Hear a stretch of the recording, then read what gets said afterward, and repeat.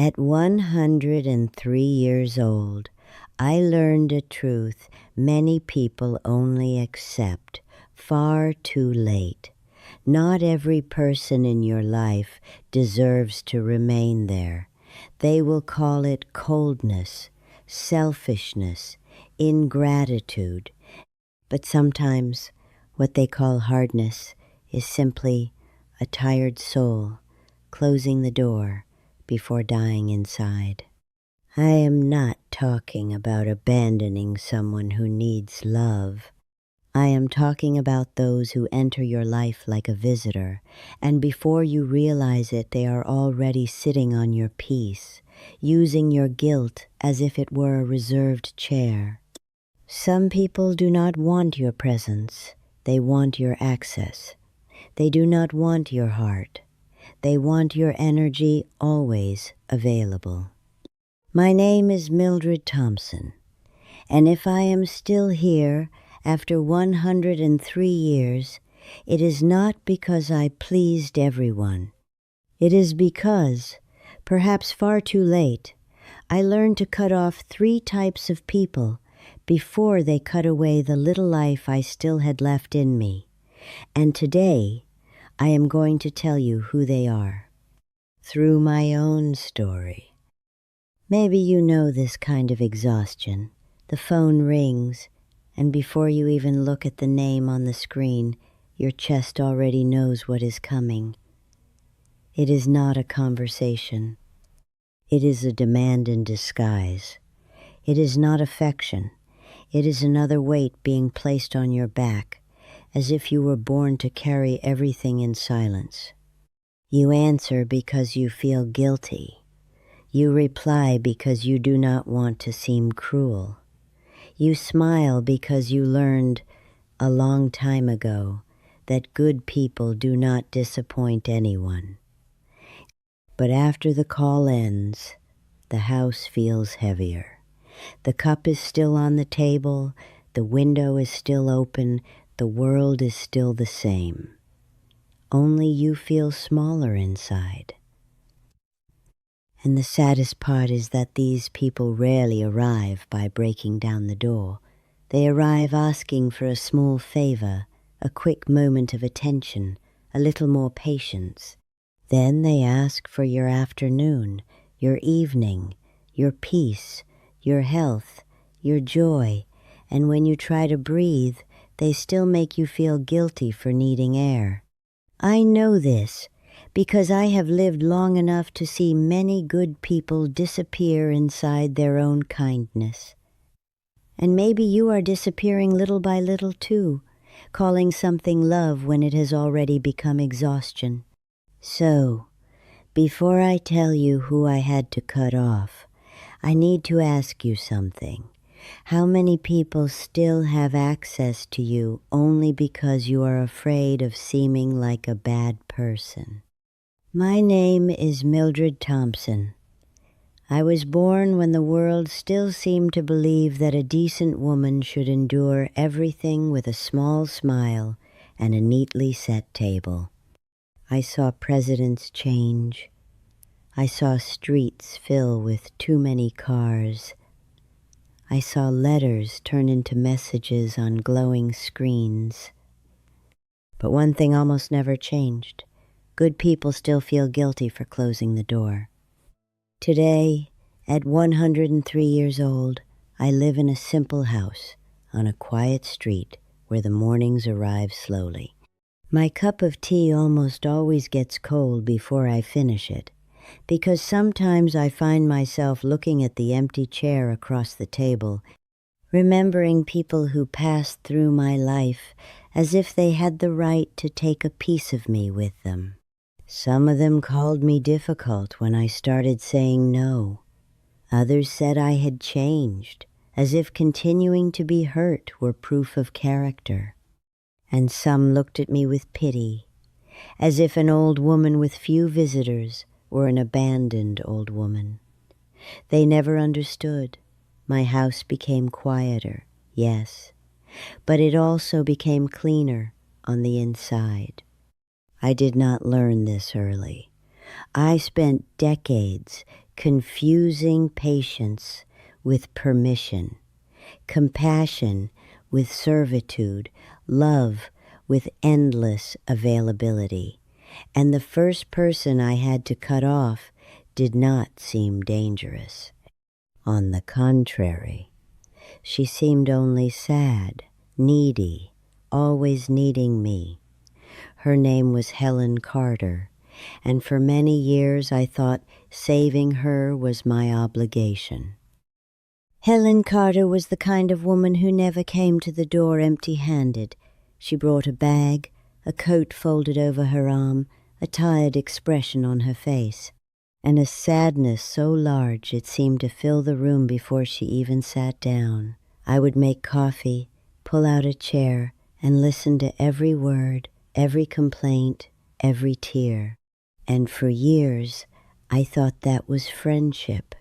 The problem was that Helen never came to see me. She came to unload herself. When her husband was cold, she came to me. When her son didn't call, she came to me. When the church disappointed her, she came to me. But when my sister Margaret died, and I went 3 days barely able to eat, Helen called me only to talk about an argument she had with her neighbor. That afternoon, I was sitting by the window, holding the phone with a trembling hand, and I realized something I was ashamed to admit. I had been shelter for her storm, but she had never been shelter for me. I knew Helen's pain in detail. She barely knew the name of mine. And when a friendship only has room for one person's pain, it is no longer a bond. It is drainage. That was when I understood the first type of person you need to cut off immediately. Someone who only looks for you to unload their weight, but disappears when you need to breathe. Do not hate that person. You do not need to shout, accuse, or humiliate. Just stop giving your entire living room to someone who never asks whether there is a mess inside your house too.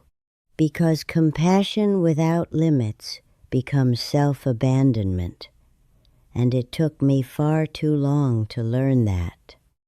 The second type of person is harder to recognize because they do not always arrive crying. Sometimes they arrive calm, well-dressed, with a soft voice and the appearance of good judgment. Robert Miller was like that. In town, everyone thought he was a proper, polite man, the kind who held the door open for ladies and knew how to speak beautifully at the church table. But there was something about him that made people shrink. When I said I was tired, he would smile slightly and say I was being too sensitive.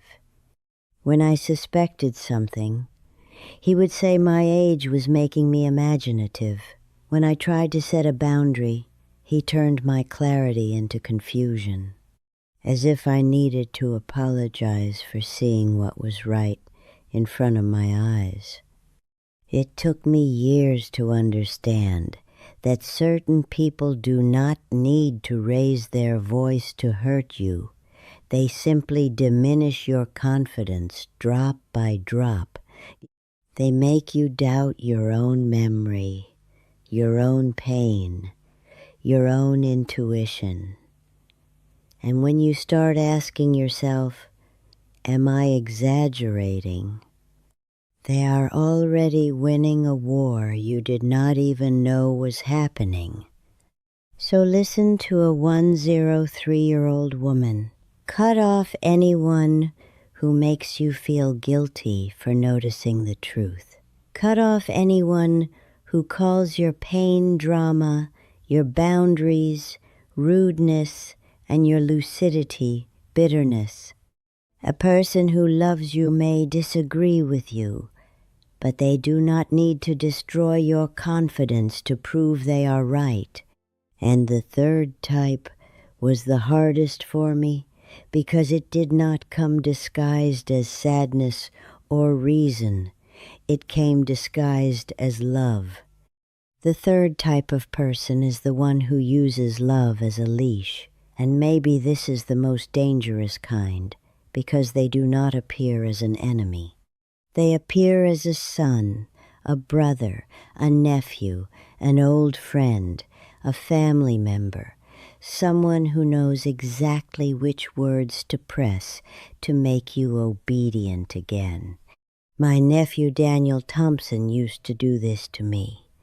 When he wanted me to accept something that hurt me, he did not yell. He would simply sigh and say, "After everything we've done for you, Aunt Mildred?"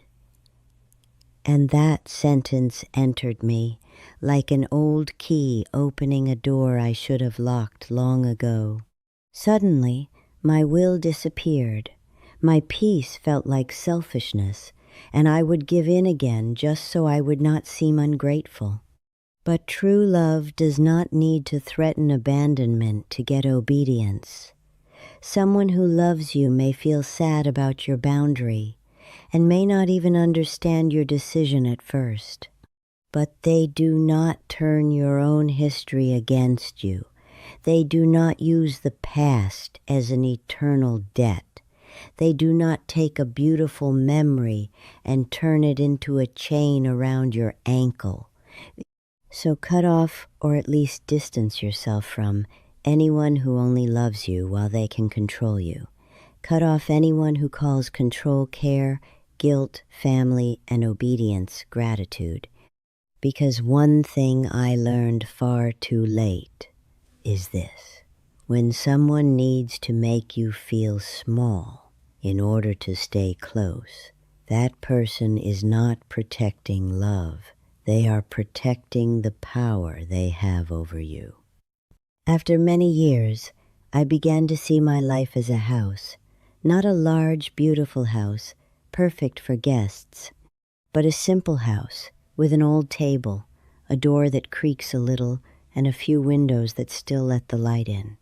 And when you reach 103 years old, you understand that this house no longer has spare rooms for people who come in only to break the furniture and call it intimacy.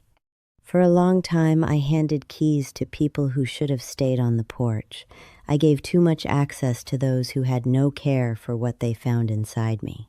Helen came in, unloading sadness. Robert came in, erasing my confidence. Daniel came in, pulling the leash of guilt.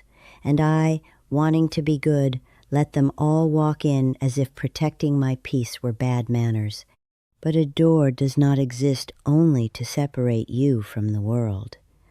A door also protects the one who lives inside. It does not hate those who stay outside. It simply understands that not every presence is safe. And when you learn this late, you feel a strange sadness, because you realize how many years you lost confusing an open house with a kind heart. So do not let anyone make you believe that having boundaries is cruelty.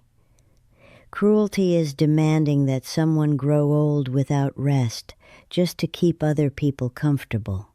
You can love, help, listen, forgive.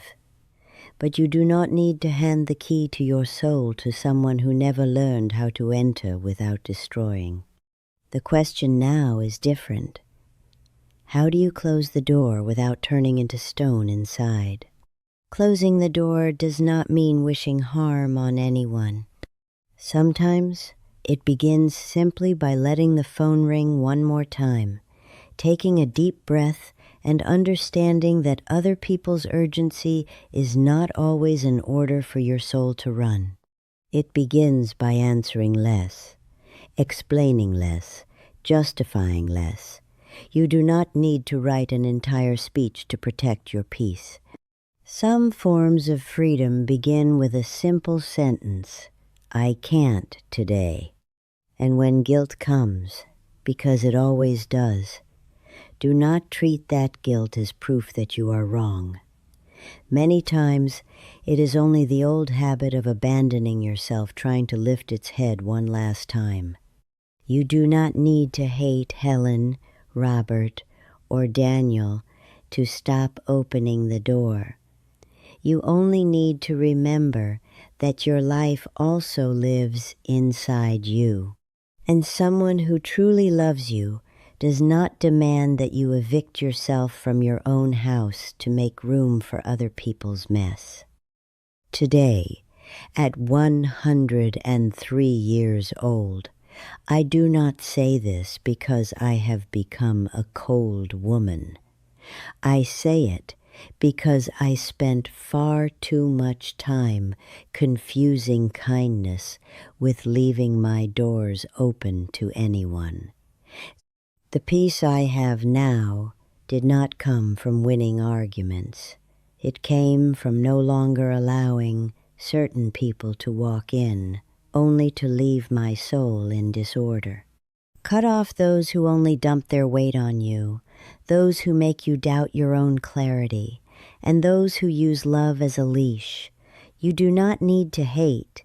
You do not need to shout. Just stop giving access to people who only know how to turn your presence into an obligation. So answer me honestly, who still has the key to your life without deserving to come in? If this message touched you, share it with someone who needs to stop confusing love with invasion. Comment below which door you need to close and subscribe to the channel, because sometimes saving your own soul begins with one simple no.